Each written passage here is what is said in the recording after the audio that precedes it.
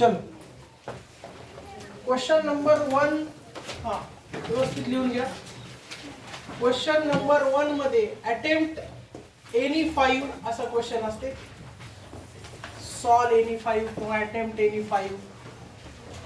तर इथे 5 क्वेश्चन असतात. एक क्वेश्चन 2 मार्क्सला, म्हणजे हा टोटल क्वेश्चन किती मार्क्स आहे? 10 मार्क्सचा क्वेश्चन. 2-2 मार्क्सचे सगळ्या टॉपिक मधून छोटे छोटे स्वादिष्ट क्वेश्चन येतात बेटा. तर ते इथं आपल्याला सॉल्व करायचे आहे. ठीक आहे.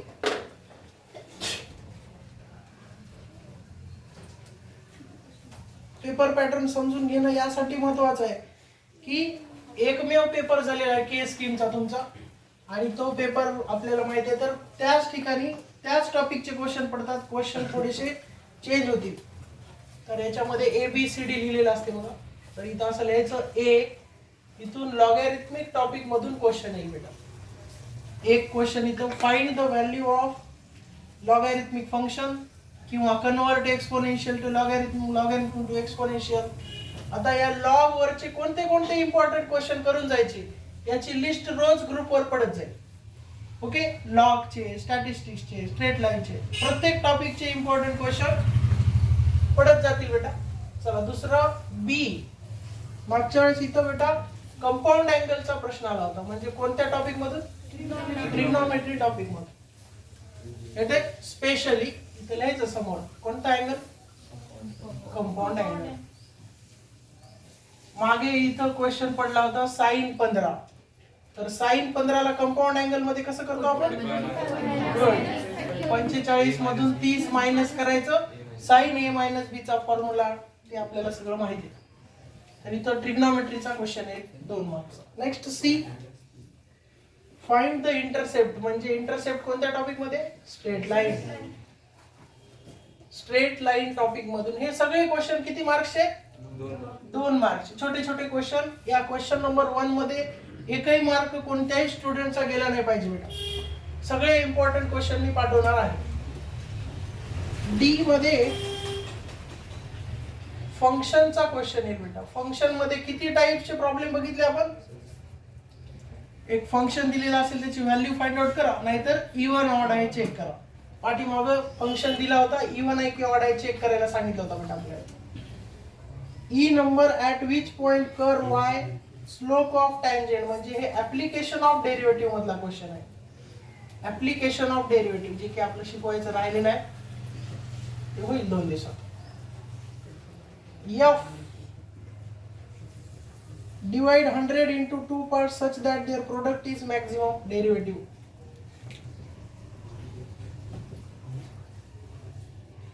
आणि लास्ट क्वेश्चन आहे बेटा स्टॅटिस्टिक्स मधून.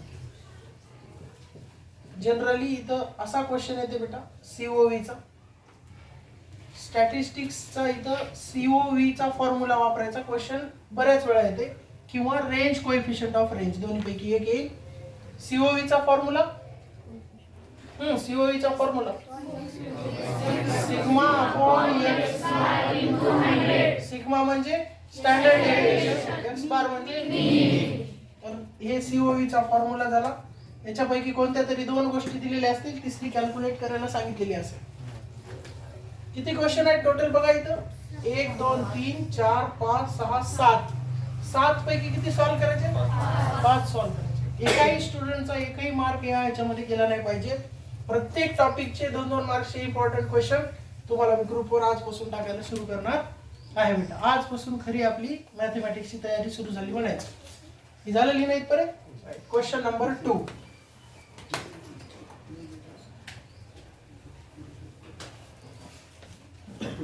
सॉल्व म्हणतील किंवा अटेम्प्ट एनी 3.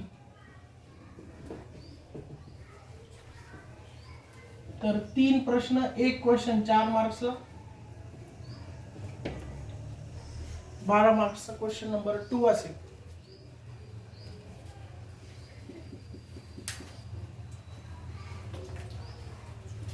त्याच्यामध्ये क्वेश्चन पहिला जो आहे बेटा मॅट्रिसेस टॉपिक मधून येईल. काय झालं?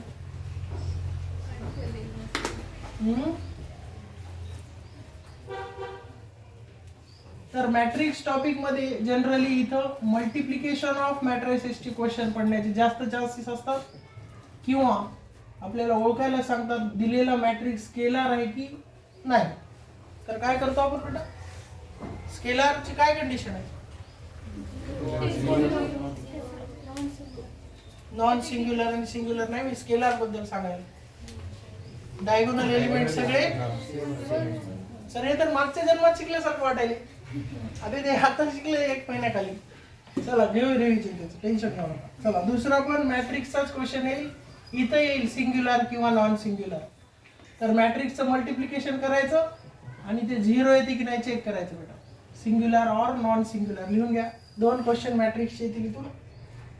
तिसरा क्वेश्चन येईल पार्शियल फ्रॅक्शनची कोणतीही केस येऊ शकते बेटा. मागच्या वेळेस 3rd नंबरची केस आलती पार्शियल फ्रॅक्शनची. एनी पहिल्या 3 केसेस आहेत ना, कोणत्या कोणत्या रे, नॉन रिपीटेड, रिपीटेड आणि इरिड्युसिबल. इरिड्युसिबल कसं ओळखतो आपण, x² प्लस काहीतरी नंबर असेल पुढं, प्लस दिसला की ते काय इरिड्युसिबल. तर तिसरी केस मागच्या वेळेस आलती, पहिल्या 3 पैकी कोणतीही केस येईल. याचे पण इम्पॉर्टंट क्वेश्चन ग्रुपवर येतील सगळे. चौथा आहे बेटा ट्रिग्नोमेट्री. कोणता क्वेश्चन ट्रिग्नोमेट्रीचा, तो आपला A and B are obtuse angle घेतले होते ना, कंपाऊंड अँगल. गुड. क्वेश्चनची हिंट लिहून घ्या, A and B are obtuse angle, आणि फाइंड आउट करायला सांगतील तुम्हाला sine A plus B, sine A minus B, cos A plus B, compound angle. हे घेतलेलं आहे. तर ज्या विद्यार्थ्यांना, हा मी सांगण्याचं उद्दिष्ट सांगतो तुम्हाला बेटा, ज्या विद्यार्थ्यांना पार्शियल फ्रॅक्शन फारच अवघड वाटते त्यांनी हे डायरेक्ट ऑर मध्ये सोडून टाकायचं, बघायचंच नाही त्याला, पण हे परफेक्ट करायचं. सर 4 ऑर मध्ये ठेवल्यास परत बॅकलॉगचं बॅच लावायचं. ऑर 1 ठेवू शकतो आपण. किती सॉल्व्ह करायचे तिथं आपल्याला 3. तर 3 पार्शियल फ्रॅक्शन बऱ्याच स्टुडंटला अवघड जाते. अवघड नाहीये त्याच्यात काही, पण त्याची लागते प्रॅक्टिस, केस ओळखावं लागते कोणती आहे, आणि त्यानुसार आपल्याला ABC च्या व्हॅल्यू काढाव्या लागतात. तर माझं म्हणणं असं आहे की मॅट्रिक्सचे 2 क्वेश्चन, आणि हा क्वेश्चन आपण क्लासमध्ये घेतलेला आहे, फंडामेंटल आयडेंटिटी. बोलू नका, इथं रेकॉर्ड व्हायला हे सगळे विद्यार्थी बघतात. कुसूर कुसूर कुसूर कुसूर खाली कोण खोकलायला येऊ म्हणजे व्हिडिओ एक म्हातारा आले बेटा, त्याचं बॅकलॉग होतो. चला झालं. हे कोणता ऑर मध्ये ठेवू शकता याच्यामध्ये, हा. जर तुम्हाला पार्शियल फ्रॅक्शन सोपं वाटत असेल आणि मॅट्रिक्स पेक्षा, तर तुम्ही हे बाकीचे 3 तुमची चॉईस. मी फक्त काम आहे माझं सांगणं की हे 4 येणार आहेत, तिथं कोणतेही 3 करेक्ट सॉल्व्ह करा. काही स्टुडंट काय करतात, हे अर्ध करतात, हे अर्ध करतात, मग त्यांना वाटते चला हे बी 2 करून टाका. असं करून काय तुम्हाला एक्स्ट्रा मार्क्स मिळणार नाहीये. कोणतेही 3 क्वेश्चन पेपरवाला चेक करते, बाकीच्या मध्ये तुम्हाला मार्क पडले समजा 2, तर त्याला असं सर्कल मारते, ते काउंट होत नाही. त्याच्यामुळं बघूनच ठरवायचं आधी की मला कोणते क्वेश्चन येणार आहेत आणि कोणता अटेम्प्ट करणार आहे. आपल्याला जन्मात 3 तास एका जागी बसून सवय नसते, आहे की नाही. 3 तास एकत्र बसायचं आणि ते डोकं चालवायचं, त्याची तर जन्मात सवय नाही आपल्याला. त्याच्यामुळं बेटा इथं क्लासमध्ये जेव्हा मी राऊंड ठेवेल 70 मार्क्सचे, इथं बसायचं इथं 3 तास. किती पेपर सॉल्व्ह करणं व्हायलाय काय नाही, मग माझ्या बोटाला किती खड्डा पडायला पेन धरून धरून, ते लक्षात येते इथं. यशराज येते का लक्षात. तर हे प्रॅक्टिस आहे. तर लढायला जायच्या आधी नेट प्रॅक्टिस करायचं. 70 मार्क्सचे जर राऊंड असेल क्लासचा, ते द्यायचं सगळ्यांनी. आणि हे पूर्ण पेपर ऍक्च्युअल मध्ये जे स्टुडंटचा चांगला अभ्यास आहे बेटा, ते 2.5 तासामध्ये पूर्ण पेपर विथ ऑप्शन सॉल्व्ह करतात. किती ऑप्शन्स आहेत, म्हणजे हे 3 सॉल्व्ह करायचे तर 4 सॉल्व्ह करतात. किती वेळ लागते, अभ्यास तसा पाहिजे. नाहीतर साइन ए प्लस बीचा फॉर्म्युला काय होता रे, याच्या बाजूला बघ त्याच्या बाजूला बघ, असं केलं तर 3 नाही 3.5 तास मी पुरत नाही. क्वेश्चन नंबर 3 पुढचा.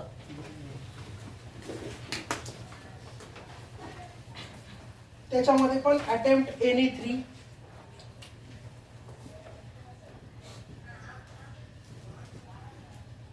Attempt any 3.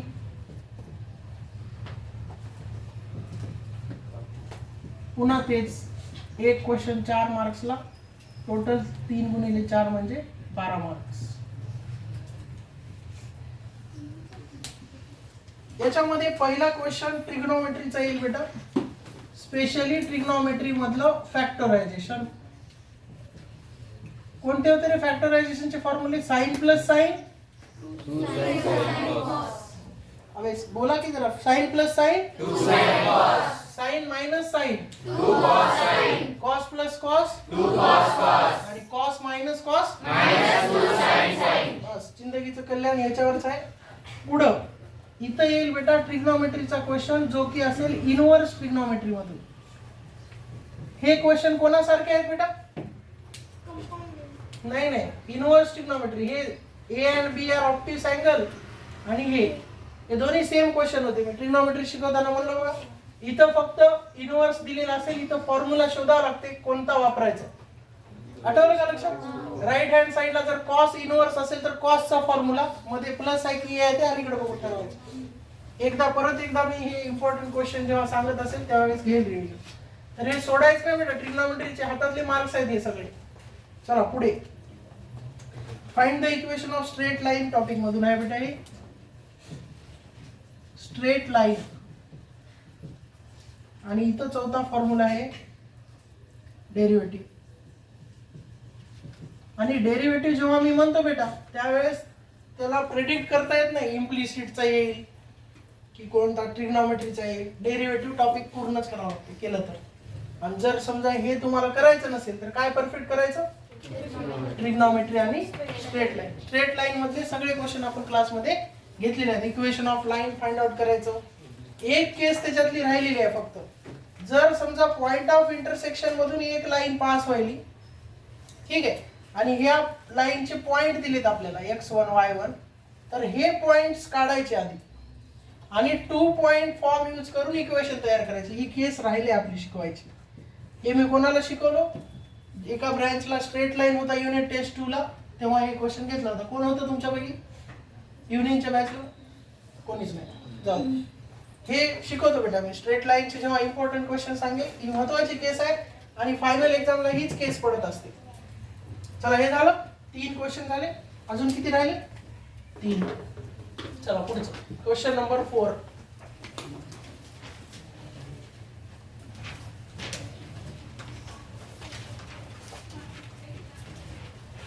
टेन्शन घेऊ नका, कोणतं सॉल्व करायचं मी सांगणार आहे सर, त्याच्यामुळे टेन्शन घेऊ नका. क्वेश्चन नंबर 4 म्हणजे पूर्ण डेरिव्हेटिव्हचाच असेल बेटा. Attempt any 3. अटेम्प्ट एनी 3 किती मार्कला? 1 4. याचे परत 12 मार्क्स. त्याचे पहिले दोन्ही क्वेश्चन चौथा भारी असते, नंबर 1 क्वेश्चन असते, कारण याच्यात 3 सॉल्व करायचे असतात, 5 क्वेश्चन दिलेले असतात. पहिला डेरिव्हेटिव्ह वरूनच येईल, दुसरा पण डेरिव्हेटिव्ह येईल आणि खालचे जे आहेत तिन्ही क्वेश्चन स्टॅटिस्टिक्स मधून येतात. म्हणजे स्टॅटिस्टिक्स जर परफेक्ट केला, इथले 2 डेरिव्हेटिव्ह ऍडजस्ट होतात.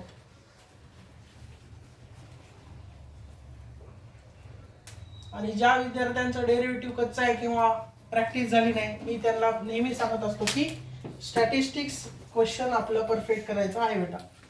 आज लॉगॅरिथमचे इम्पॉर्टंट क्वेश्चन तर येतीलच, पण सगळ्यात पहिल्यांदा हे स्टॅटिस्टिक्स क्वेश्चन 2-2 मार्क्सचे आणि 4-4 मार्क्सचे आणि 6 मार्क्सचे क्वेश्चन. आता पुढचं क्वेश्चन नंबर 5 आणि 6 मध्ये एक क्वेश्चन स्टॅटिस्टिक्सचा किती मार्कला आहे? 6 मार्कला. तर मी तुम्हाला मोजून एक 5-6 2 मार्कचे आणि ते 8 असे 12 ते 13 क्वेश्चन पाठवेल स्टॅटिस्टिक्सचे. हे तुम्हाला 16 मार्क मिळवून देतील बेटा. याच्यामध्ये किती? ह्याला आधी करायचं, पुन्हा बाकीच्या टॉपिकला हात लावायचं आणि याची क्वेश्चन बँक आज ग्रुपवर पडेल, आजच स्टॅटिस्टिक्सची. चला क्वेश्चन नंबर 5. आता इथले 5वा आणि 6वा क्वेश्चन हे अटेम्प्ट एनी 2 चे असतात बेटा. क्वेश्चन हे व्हिडिओ मध्ये बघ रे, इथलं दिसायला का? इथला पार दिसायला? Attempt any 2. अटेम्प्ट एनी 2 म्हणजे एक क्वेश्चन किती मार्कला असेल? 6 मार्कला. 6 दुनी 12 मार्क्स.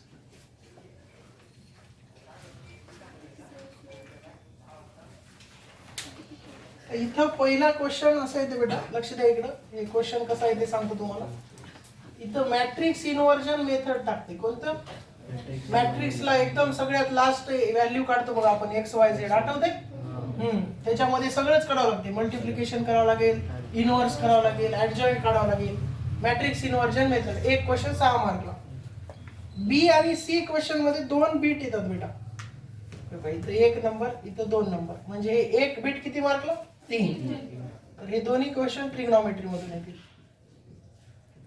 दोन्ही क्वेश्चन ट्रिग्नॉमेट्री मधून येतील बेटा. कोणते फॉर्म्युले? कंपाऊंड अँगल फॉर्म्युले किंवा आपले मल्टिपल सब मल्टिपल. tan a/2 ची व्हॅल्यू दिली असेल, sin a काढा, cos a काढा, घेतले मी क्लास मध्ये सांगितले. तिसरा जो आहे बेटा सी, त्याच्यामध्ये दोन्ही क्वेश्चन स्ट्रेट लाईन मधून येतात. दोन्ही क्वेश्चन कशातून येतात बेटा? Straight line.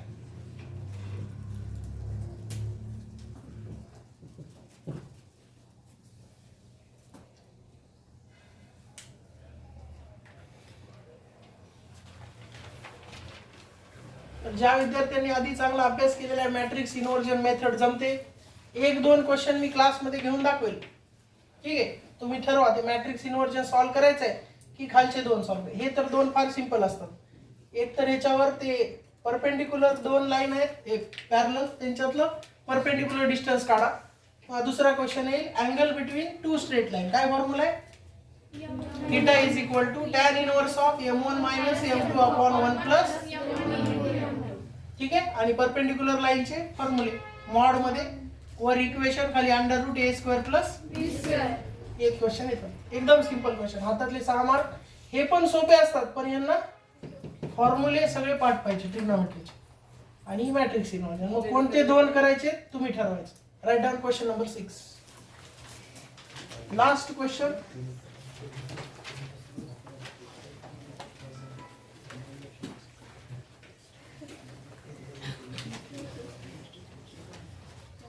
काही जणांना आताच वाटत असेल आम्ही सोपं आहे बे, काही टेन्शन नाही, पास तर होतच. Attempt any 2. हा 6 × 2 12 मार्क्स. हे असं कोणी सांगत नाही तुम्हाला, म्हणून ते अवघड वाटते.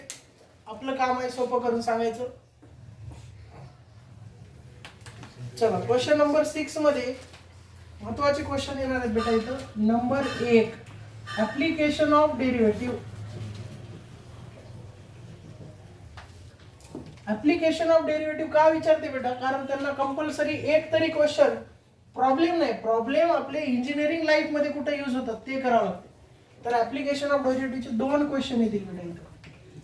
हे टॉपिक आपल्याला आता उद्यापासून सुरू करायचं. ऍप्लिकेशन ऑफ डेरिव्हेटिव्हचा कोणते कोणते क्वेश्चन असतात त्याच्यात? स्लोप काढणे, कर्वचा, equation of tangent and normal find out करणं, आणि रेडियस ऑफ कर्वेचर. असे फार महत्वाचे क्वेश्चन त्याच्यामध्ये आहेत बेटा. मॅक्झिमम मिनिममचा झाला ऍप्लिकेशन. तिसरा क्वेश्चन इथं जे तुम्हाला सॉल्व्ह करायचा आहे तो आहे बेटा स्टॅटिस्टिक्स. स्टॅटिस्टिक्स म्हणजे बुडत्याला काडीचा आधार आहे. म्हणजे नापास होणारा विद्यार्थी स्टॅटिस्टिक्स टॉपिक करून गेला तरी पास होते. बुडत्याला स्टॅटिस्टिक्सचा आधार. तर स्टॅटिस्टिक्स तुम्ही सगळे सॉल्व्ह करा. किती किती मार्क्स झालेत बघा स्टॅटिस्टिक्स. इथं 6 मार्क.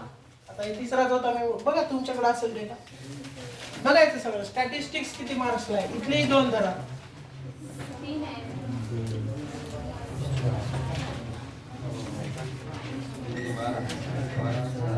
अरे मनातल्या मनात मोजा रे, पूजाच सुरू केली सगळे. 16 ते 20 मार्कला येते बेटा. किती मार्क? 20. 16 मार्क कंपल्सरी आहेत. ऑप्शन सहित 16 ते 20 मार्क आपले कोणत्या टॉपिकचे आहेत बेटा? आणि ह्याच्यातले क्वेश्चन कोणते पडणार आहेत याची सगळे इम्पॉर्टंट क्वेश्चन बँकची सिरीज आपल्याकडे आज ग्रुपवर पडेल. सगळ्यांनी ते सॉल्व्ह करायचं. एक एकदा मी सॉल्व्ह करून दाखवतो, कधी? पेपरला जाण्याच्या आधी. हे झालं की सगळ्यांनी स्ट्रेट लाईन एक परफेक्ट करायचं. कोणता टॉपिक? सांगा. स्ट्रेट लाईन किती मार्क्सला आहे? इथं 6, इथं 2, 6 2 8. नाही, इथं एक असते क्वेश्चन मॅडम. एक क्वेश्चन आहे, तिन्हीपैकी एक क्वेश्चन स्ट्रेट लाईनचा आहे. मी हे पुसलो नाही का इथलं खालचे 2? एवढे थोडीच क्वेश्चन आहेत त्याच्यात. FG पण होता ना, बघा त्याच्यात लिहिले की नाही स्ट्रेट लाईन.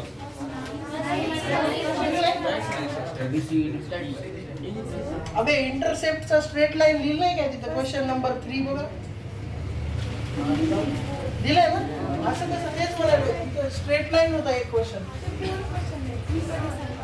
बरं इथं असते 1-2 मार्कचा, बाकीचं मग चला 18 मार्क्स. 18 मार्क्सला स्टॅटिस्टिक्स आणि हे छोटे छोटे ट्रिग्नोमेट्री, मॅट्रिसेस. हा स्ट्रेट लाईन मी काय म्हणलो? स्टॅटिस्टिक्स झालं ना रे वर, तेच काय डबल स्टॅटिस्टिक्स, स्ट्रेट लाईन आणि बाकीचे सगळे क्वेश्चन मिळून तुम्हाला अजून एक 30 मार्क गोळा करायचे तिकडून तिकडून. हे सगळ्यांसाठी नाही बरं, सगळ्यांसाठी जे क्लास पहिल्या दिवसापासून करायले त्यांना किती मार्क्स घ्यायचे? 70 पैकी 70. ते म्हणतात वाव सर झाले मी पास. तसलं करायचं नाही. M2 ला ऍडमिशन कॅन्सल करून टाकतो. मग मला माहित आहे कोण पहिल्या दिवसापासून क्लास करायले. आणि M2 ला पहिल्या दिवसापासून क्लास करणारे स्टुडंट टार्गेट आपलं हे पण नाही, काय पाहिजे 100 आउट ऑफ 100. तर आपलं काहीतरी चांगलं इंजिनियर बनण्याचे चान्सेस आहेत पुढं. नाहीतर मग फालतू इंजिनियर. किती पगार आहे? 15,000. घराचं भाडं किती आहे पुण्याला? 8,000. पगार किती आहे? असलं इंजिनियर व्हायचं. हे मॅथ जेवढं तुमचं शार्प करेल डोकं, तेवढं तुमच्या भविष्यातल्या संधी जास्त आहेत. येते लक्षात? आणि एकदा ओव्हरलुक करून घ्या सगळं. पुढे मी शिकवायला सुरू करतो.